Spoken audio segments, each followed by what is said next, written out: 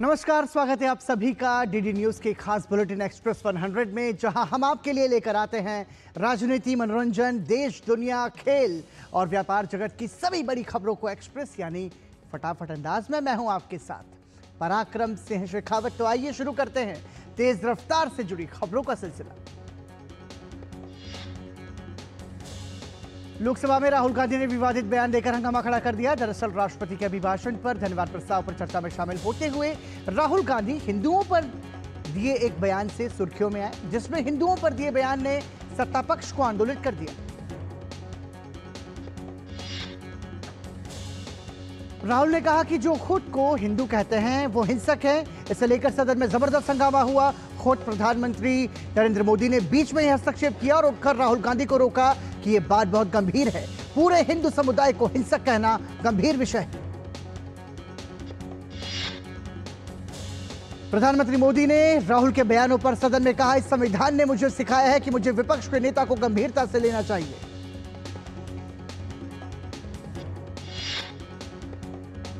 गृह मंत्री अमित शाह ने मोर्चा संभाला और आक्रामक अंदाज में राहुल गांधी का पलटवार किया। शाह ने कहा कि राहुल गांधी को इस बयान के लिए माफी मांगनी चाहिए। केंद्रीय मंत्री भूपेंद्र यादव ने भी 2 बार नियमों का हवाला देकर राहुल गांधी के आचरण पर सवाल उठाए और कहा कि राहुल गांधी आसन को पीठ दिखाकर भाषण दे रहे हैं, जो बिल्कुल अमर्यादित है। विपक्ष के नेता के तौर पर राहुल गांधी जब लोकसभा में आए उस वक्त हाथों में शिवजी की तस्वीर लेकर आए और बार बार शिवजी की तस्वीर को दिखाकर अपनी बात रख रहे थे, जिस पर भाजपा ने अनेक सदस्यों ने विरोध जताया। लोकसभा अध्यक्ष ओम बिरला ने नियमों का हवाला देकर प्लेकार्ड या फोटो सदन में नहीं दिखाने की बात कही, लेकिन राहुल गांधी फिर भी नहीं माने और लोकसभा में भारी टोका टाकी के बीच अपना भाषण देते रहे। उत्तर प्रदेश के मुख्यमंत्री योगी आदित्यनाथ ने राहुल गांधी द्वारा संसद में हिंदुओं पर टिप्पणी किए जाने पर कहा कि राहुल गांधी ने जो हिंदुओं पर टिप्पणियां की है वो सत्य से परे है। राहुल गांधी ने भारत की मूल आत्मा को लहूलुहान किया है। सूचना और प्रसारण मंत्री अश्विनी वैष्णव ने कहा कि राहुल गांधी ने हिंदुओं का अपमान किया है। उन्होंने कहा कि हिंदुओं को हिंसक बताना यह नेता विपक्ष को शोभा नहीं देता। लोकसभा में राष्ट्रपति के अभिभाषण पर धन्यवाद प्रस्ताव में चर्चा में हिस्सा लेते हुए राहुल गांधी सत्ता पक्ष पर लगातार आरोप पर आरोप लगा रहे थे, तो सत्ता पक्ष एक एक कर राहुल गांधी के आरोपों का करारा जवाब दे रहा था। सेना में अग्निवीर के मसले पर जब राहुल गांधी ने केंद्र सरकार को कटघरे में खड़ा करने की कोशिश की तो रक्षा मंत्री राजनाथ सिंह ने साफ कहा कि अग्निवीर योजना कई देशों में लागू। किसानों को समर्थन मूल्य न दिए जाने से जुड़े राहुल गांधी के बयान पर कृषि मंत्री ने साफ कहा कि यह कहना गलत है। बाद में राहुल गांधी ने कहा कि वो एमएसपी की गारंटी की बात कह रहे थे। गृह मंत्री अमित शाह ने कहा कि विपक्ष के नेता ने अपने भाषण में कई बातें ऐसी रखी है जो तथ्य रूप से सही नहीं है।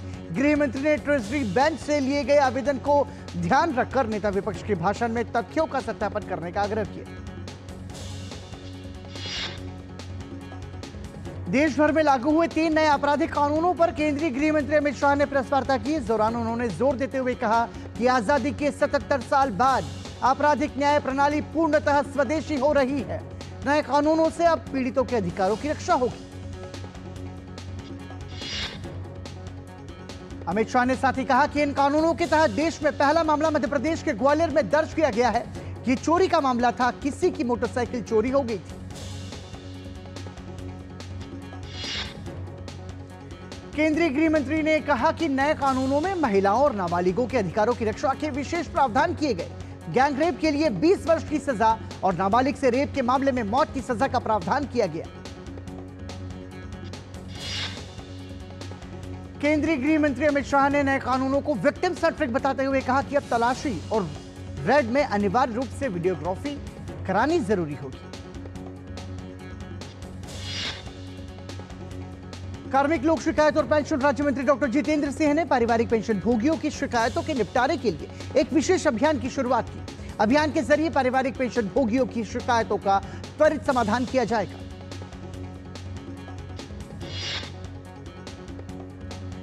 केंद्रीय मंत्री डॉक्टर जितेंद्र सिंह ने एनआईटी में 2 दिवसीय राष्ट्रीय स्टार्टअप सम्मेलन रेस 2024 के समापन समारोह को संबोधित किया। उन्होंने कहा कि पिछले 10 सालों में फैमिली पेंशन के क्षेत्र में गुणात्मक बढ़ोतरी हुई।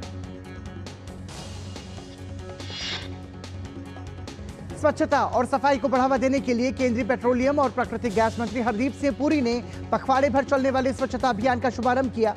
इस मौके पर मंत्रालय के अधिकारियों और कर्मचारियों को स्वच्छता की शपथ भी दिलाई।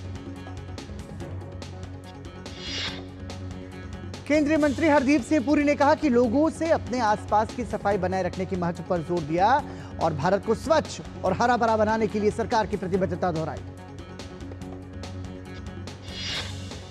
नए सेना प्रमुख जनरल उपेंद्र द्विवेदी को नई दिल्ली स्थित साउथ ब्लॉक लॉन में गार्ड ऑफ ऑनर दिया गया। जनरल द्विवेदी ने 30 जून को ही बतौर सेना प्रमुख कार्यभार संभाला है। पश्चिम बंगाल के दिनाजपुर में सरेआम महिला को निर्ममता से पीटने वाले मामले में आरोपी को गिरफ्तार कर लिया गया। आरोपी तृणमूल कांग्रेस कार्यकर्ता तेजमल उर्फ जेसीबी को पुलिस ने गिरफ्तार किया। सोशल मीडिया पर पिटाई का एक वीडियो वायरल हुआ था, जिसमें पश्चिम बंगाल के उत्तरी दिनाजपुर जिले के चोपड़ा ब्लॉक में आरोपी जेसीबी एक जोड़े की बेरहमी से पिटाई करता हुआ नजर आ रहा था। आरोपी चोपड़ा ने टीएमसी विधायक हमीदुर रहमान का करीबी सहयोगी भी बताया जा रहा है। पश्चिम बंगाल के दिनाजपुर में हिंसक घटनाओं पर भाजपा के प्रवक्ता गौरव भाटिया ने पश्चिम बंगाल की मुख्यमंत्री ममता बनर्जी पर हमला बोला। उन्होंने कहा कि बंगाल में जो कुछ हो रहा है उसके पीछे ममता की मौन स्वीकृति है। गौरव भाटिया ने ममता के साथ साथ एनडीए गठबंधन पर भी हमला किया। उन्होंने कहा कि पश्चिम बंगाल में जो कुछ हो रहा है उस पर विपक्ष ने चुप्पी साधी है। उन्होंने कहा कि संविधान की बात करने वाला विपक्ष आज कुछ नहीं कह रहा है। कांग्रेस नेता अधीर रंजन चौधरी ने पश्चिम बंगाल में मॉब लिंचिंग की घटना को दुर्भाग्यपूर्ण बताया। उन्होंने कहा कि राज्य में दिन ब दिन कानून व्यवस्था बदतर होती जा रही है और सत्तारूढ़ पार्टी चुप्पी साधे हुए है। भाजपा के राष्ट्रीय महासचिव तरुण चुग ने कहा है कि पश्चिम बंगाल से लगातार महिलाओं पर अत्याचार के वीडियो आ रहे हैं।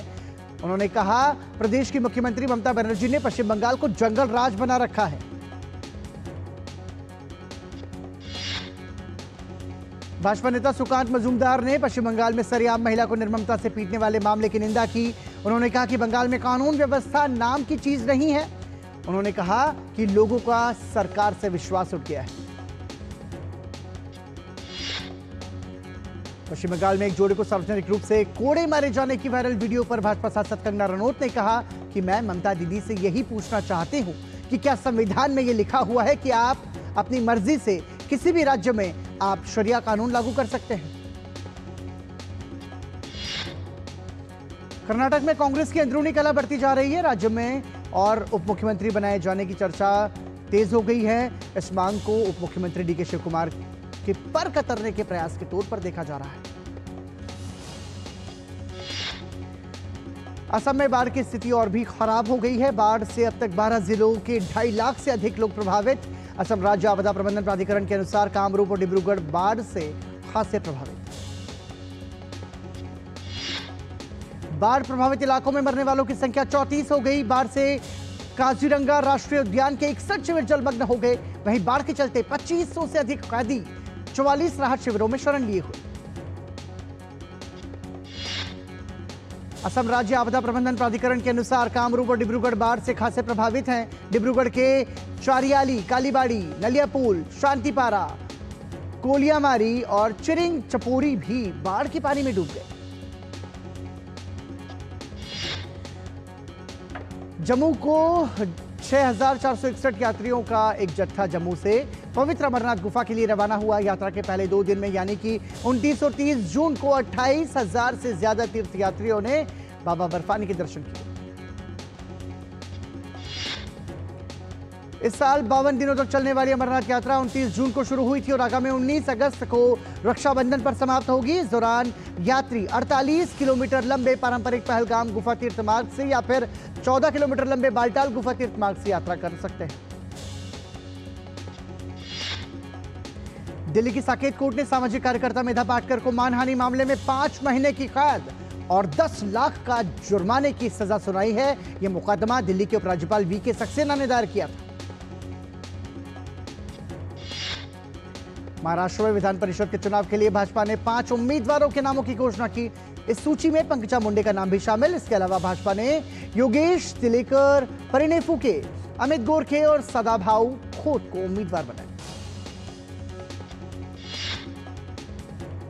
दिल्ली उच्च न्यायालय ने आबकारी नीति घोटाला मामले से संबंधित सीबीआई और ईडी के मामलों में बीआरएस नेता के कविता को जमानत देने से इनकार किया।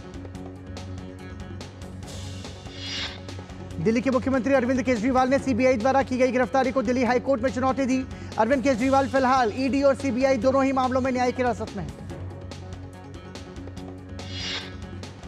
सप्ताह के पहले कारोबारी दिन शेयर बाजार का कारोबारी सत्र काफी शानदार। सेंसेक्स 443 अंकों की बढ़त के साथ 79,476 पर बंद। वहीं निफ्टी भी हरे निशान के साथ बंद हुआ। निफ्टी 130 अंकों की बढ़त के साथ 24,141 पर बंद। आरबीआई ने 4 आसियान देशों के साथ प्रोजेक्ट नेक्सस ज्वाइन किया। इसके तहत क्रॉस बॉर्डर रिटेल पेमेंट के इंस्टेंट सेटलमेंट के लिए प्लेटफॉर्म बनाया जाएगा।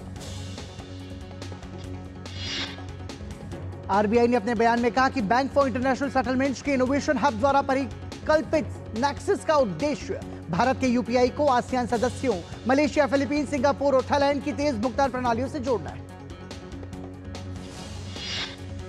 पीएलआई स्कीम के तहत भारत के मोबाइल फोन निर्यात को मिल रहा है बूस्ट। वित्त वर्ष 24 में भारत के मोबाइल निर्यात में इजाफा हुआ है। वहीं चीन और वियतनाम का मोबाइल निर्यात घटा है। एचएसबीसी के जारी आंकड़ों के अनुसार भारत में बढ़ती कंज्यूमर मांग के कारण मैन्युफैक्चरिंग गतिविधियों में जून में तेजी देखने को मिली और इसके कारण नियुक्तियों की दर में 19 वर्ष में सबसे तेज वृद्धि देखने को मिली। एचएसबीसी के सर्वेक्षण में कहा गया है कि जून में नए निर्यात ऑर्डर्स में फिर से वृद्धि देखी गई, जिनमें Asia, Australia, Brazil, Canada, Europe और अमेरिका से मांग की बढ़त देखी गई।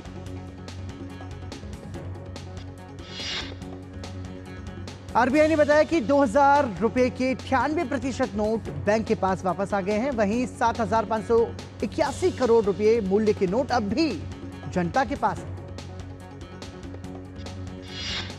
आईपीओ के माध्यम से Hyundai लगभग $3 बिलियन जुटाने की कोशिश करेगी। अगर योजना के अनुसार कंपनी का आईपीओ धरातल पर उतरता है तो यह 2022 में आए भारतीय जीवन बीमा निगम के $2.5 बिलियन इश्यू को पार करते हुए भारत का सबसे बड़ा आईपीओ बन जाएगा। तेल विपणन कंपनियों ने 19 किलोग्राम वाले कमर्शियल एलपीजी गैस सिलेंडर की कीमतों में 1 जुलाई से 30 रुपए की कटौती की। फ्रांस में नेशनल असेंबली चुनाव में राष्ट्रपति इमैनुअल मैक्रों की पार्टी पिछड़ती हुई दिखाई दे रही है। पहले दौर के चुनाव नतीजों के रुझानों में धुर दक्षिणपंथी पार्टियों ने दबदबा बनाया। चुनाव नतीजों में दक्षिणपंथी पार्टी नेशनल रैली को सबसे ज्यादा 35.15% वोट मिले। वहीं वामपंथी न्यू पॉपुलर फ्रंट एनएफ गठबंधन ने 27.99% मत हासिल किए। इमैनुअल मैक्रों की रेनेसां पार्टी को 20.76% वोट ही मिले। अनुमान लगाया जा रहा है कि नेशनल रैली पार्टी 230 से 280 सीटें जीत सकती है। वहीं वामपंथी एनएफपी को 125 से 165 सीटें मिल सकती हैं।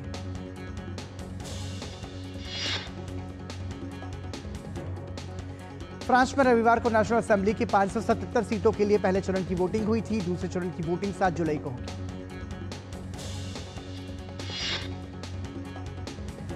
दूसरे चरण में केवल वही उम्मीदवार खड़े हो सकते हैं जिन्हें पहले चरण में 12.5% से ज्यादा वोट मिले हों। नेशनल रैली के प्रधानमंत्री पद के चौहारा जॉर्डन बाड्रेला ने फ्रांस की जनता से पार्टी को पूर्ण बहुमत देने की अपील की है।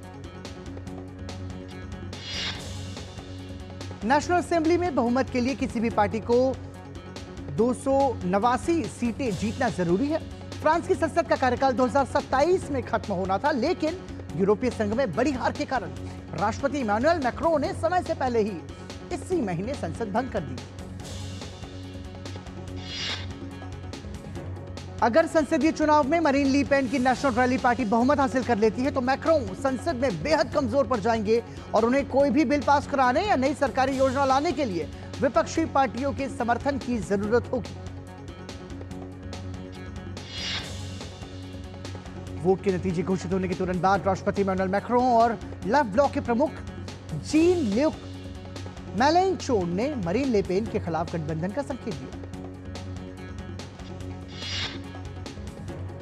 करीब 2.5 साल से जारी रूस यूक्रेन युद्ध थमने का नाम नहीं ले रहा है। एक दूसरे पर हमले के साथ साथ दोनों पक्षों की ओर से जंग में बढ़त बनाने का दावा किया जा रहा है।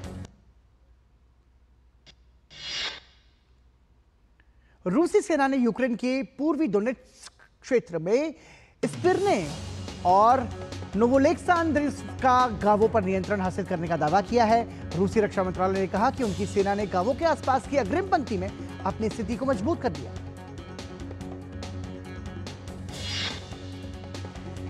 यूक्रेनी सेना ने कहा कि गांव के इर्द गिर्द भीषण युद्ध जारी है, लेकिन इसमें किसी तरह का नुकसान नहीं है। उधर रूसी सेना ने कहा कि बोल्गोरोड क्षेत्र के कृषि केंद्र पर की गई गोलीबारी में एक नागरिक की मौत हो गई। इस बीच क्रेमलिन ने यूक्रेन पर बेलारूस से लगी सीमा के ज़ाइटामीर क्षेत्र में अधिक सैनिक हथियार और सैन्य उपकरण भेजने का आरोप लगाया। क्रेमलिन ने यूक्रेन के इस कदम पर चिंता जताई। बेलारूसी रक्षा मंत्रालय ने आरोप लगाया था कि यूक्रेन क्षेत्र में अपने सैनिकों की संख्या लगातार बढ़ा रहा है। नॉर्थ कोरिया और साउथ कोरिया के बीच एक तनाव एक बार फिर चरम पर पहुंच गया है। दक्षिण कोरिया, अमेरिका और जापान के संयुक्त सैन्य अभ्यास से नाखुश उत्तर कोरिया ने आज सुबह दक्षिण कोरिया के पूर्वी तट पर 2 बैलिस्टिक मिसाइलें दागी। दक्षिण कोरिया के संयुक्त चीफ ऑफ स्टाफ ने कहा कि दक्षिण वांगहे प्रांत के जंगयोन क्षेत्र में सुबह करीब 5:05 बजे मतलब 5:05 पर उत्तर पूर्वी दिशा में एक बैलिस्टिक मिसाइल दागी गई। इसके तुरंत बाद सुबह करीब 5:15 पर एक और बैलिस्टिक मिसाइल दागी गई। पहली मिसाइल छोटी दूरी की थी। दक्षिण कोरिया की सेना ने कहा कि सेना उत्तर कोरियाई बैलिस्टिक मिसाइल डेटा को अमेरिका और जापानी अधिकारियों के साथ साझा करेगी। उत्तर कोरिया के विदेश मंत्रालय ने दक्षिण कोरिया, अमेरिका और जापान के सैन्य अभ्यास की निंदा करते हुए कहा था कि देश इसके खिलाफ आक्रामक और भारी जवाबी कार्रवाई करेगा। दरअसल दक्षिण कोरिया, अमेरिका और जापान का संयुक्त अभ्यास शनिवार को समाप्त हुआ था, जिसमें लड़ाकू जेट और युद्धपोतों ने हिस्सा लिया था। साल 2024 का पहला तूफान हुरिकेन बेरिल दक्षिण पूर्वी कैरेबियन सागर की ओर बढ़ते हुए अत्यंत खतरनाक कैटेगरी में तब्दील हो चुका है, जिसे लेकर चेतावनी जारी की गई है।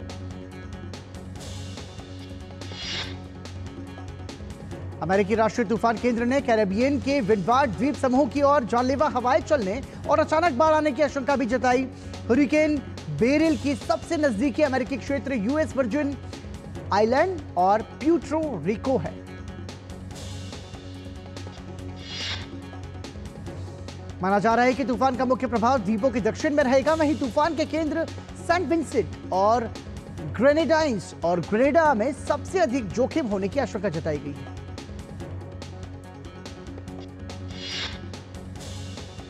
न्यू मैक्सिको के अल्बुकर्क में भारी बारिश और तूफान आया, जिसके कारण डाउनटाउन क्षेत्र में कई चौराहे जलमग्न हो गए और कारें फंस गई। सिसिली के लोगों को तेज गर्मी का सामना करना पड़ा, क्योंकि द्वीप पर तापमान 40 डिग्री सेल्सियस तक पहुंच गया। सिलिसी के कैटानिया और परलेम्ब्रो सहित 17 शहरों के लिए नारंगी अलर्ट जारी किया गया।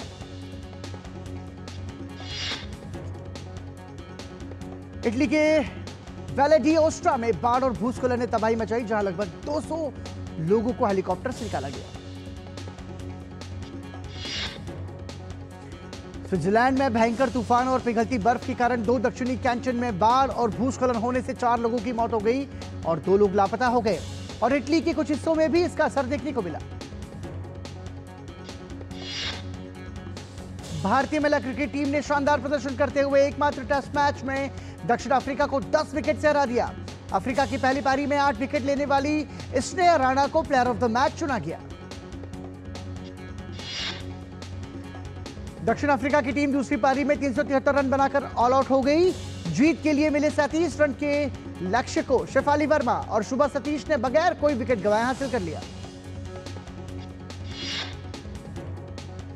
भारतीय महिला क्रिकेट टीम ने 7वें और अंतिम टी20 मैच में मेजबान इंग्लैंड को 6 विकेट से हराकर श्रृंखला 5-2 से अपने नाम की। अभिषेक इस मुकाबले में मैन ऑफ द मैच और साई आकाश को सीरीज का सर्वश्रेष्ठ खिलाड़ी चुना गया।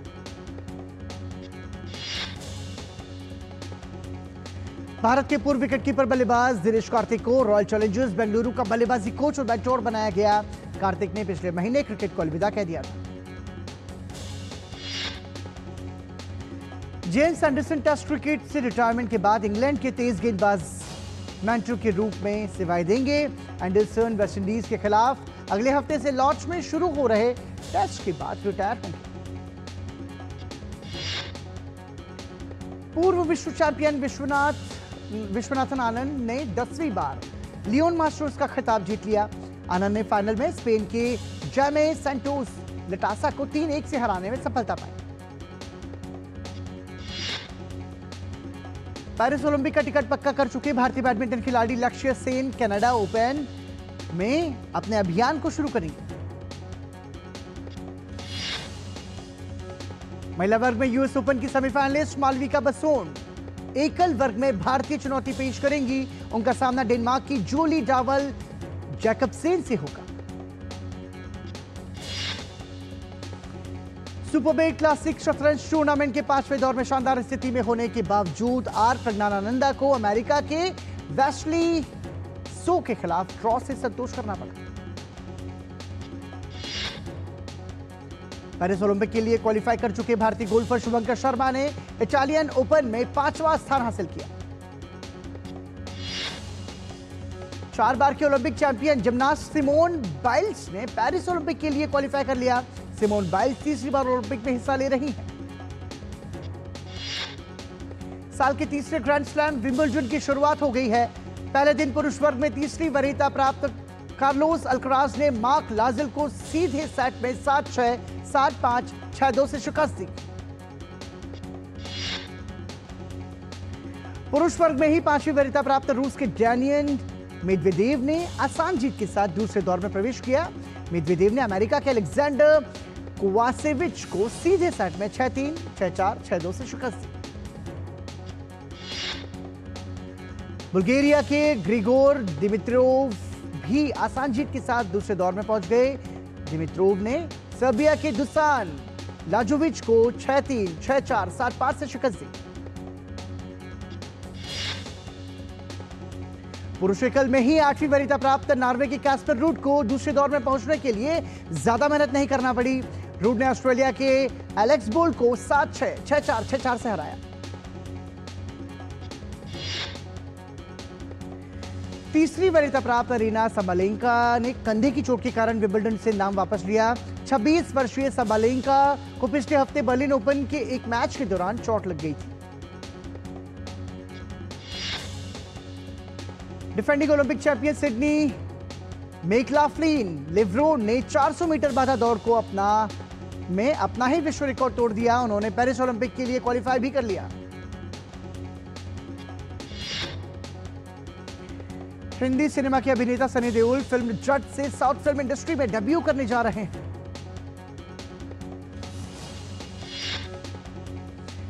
अपने पिता की फिल्म कल की 289880 देखने के बाद अभिषेक बच्चन ने अपने सोशल मीडिया पर इसका रिव्यू शेयर किया। अभिषेक ने एक्स हैंडल पर लिखा, वाओ।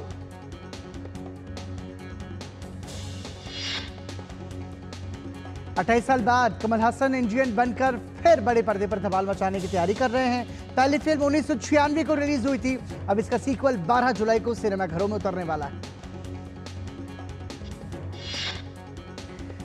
बॉक्स ऑफिस पर सुनामी लेकर आई फिल्म कल की 500 के बाद 600 करोड़ के क्लब में शामिल हो गई है। इसका शंखनाद हो गया है। अभिनेता लक्ष्य की आने वाली फिल्म किल का दूसरा गाना निकट हुआ रिलीज। विपुल अमृतलाल शाह द्वारा निर्देशित फिल्म हिसाब को लेकर मेकर्स ने फिल्म की शूटिंग शुरू होने की घोषणा की। निर्देशक निखिल भट्ट और निर्माता करण जौहर गुनीत मोंगा की एक्शन थ्रिलर फिल्म किल 5 जुलाई 2024 को सिल्वर स्क्रीन पर रिलीज के लिए तैयार। और Kareena Kapoor murder mystery film the Buckingham murders में नजर आने वाली हैं। ये फिल्म 13 सितंबर को सिनेमाघरों में दस्तक देगी। इसके साथ ही फिल्म से करीना कपूर का पोस्टर भी साझा किया गया।